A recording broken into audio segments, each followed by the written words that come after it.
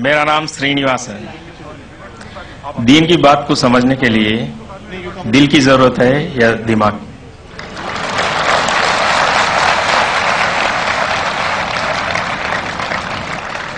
भाई साहब ने अच्छा सवाल पूछा है कि दीन को समझने के लिए दिल की जरूरत है क्या दिमाग की? दोनों की जरूरत है, दिल की भी और दिमाग की भी। दोनों का कनेक्शन है।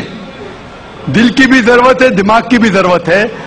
अगर सिर्फ दिल की बात मानने को कहे और कोई इलॉजिकल बात कही जा रही है, बोले दिल से मैं मानता हूं 2 + 2 3 है, 2 + 2 5 है। आपको और कुछ इजाफा करने का सवाल में? जी हाँ, बोलिए। मैं आपका प्रोग्राम सुनता हूँ। रब्बी इस्रौली सदरी वयस्सिर अमरी वाहलुल उक़दतम मिन लिसानी यफ़क़हू क़ौली। तो सेंटर क्या है?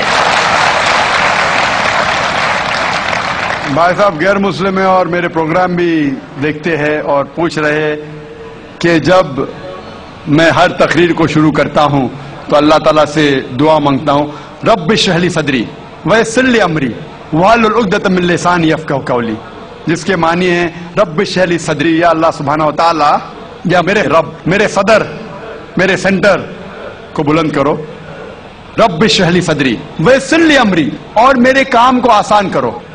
और जो बैरियर है, रब्बि इश्रह ली सदरी वयस्सिर ली अमरी वाहलुल उक़दतम मिन लिसानी यफ़क़हू क़ौली, और जो बैरियर है, जो बीच में रुकावट है मेरे और ऑडियंस के बीच में, उसको खत्म करो ताकि लोग मुझे समझ सके। ये जो सदर का लफ्ज है, इसके अंदर सदर का लफ्ज होता है, एक मानी है सीना, ब्रेस्ट, एक्सपैंड बाय ब्रेस्ट। सदर के मानी सेंटर भी है। तो आपने जो सवाल पूछा था कि काम दिल से लेना चाहिए या दिमाग से, तो ये 2 मानी है। सदर में है दिल, चेस्ट के अंदर दिल, और ये सेंटर में है दिमाग।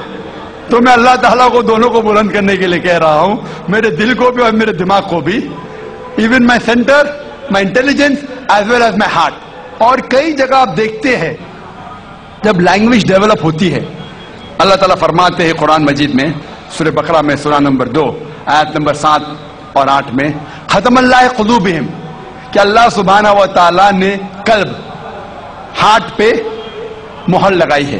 कल्ब is put a seal on the heart. तो लोग पूछते हैं कि कोई दिल से सोचता है? सोचना तो दिमाग से। तो कल्ब की 2 मानी है, एक मानी है दिल, एक मानी है इंटेलिजेंस, सेंटर, इंटेलिजेंस। और जब भी जबान हम देखते तरक्की करती है तो कई अल्फाज इस्तेमाल में आते हैं।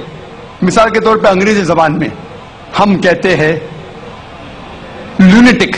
लूनेटिक मीन्स पागल इंसान को कहते हैं, लेकिन सही मानी लूनेटिक का है स्ट्रक बाय अ मून।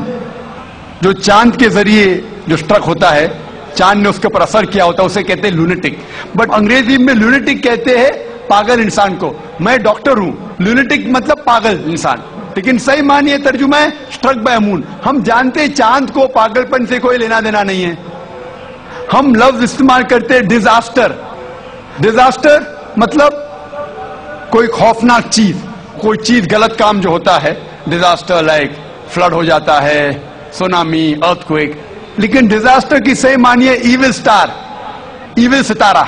हम जानते हैं सितारों का कोई लेना देना नहीं है अर्थक्वेक से या बाढ़ से, लेकिन फिर भी this is development of a language.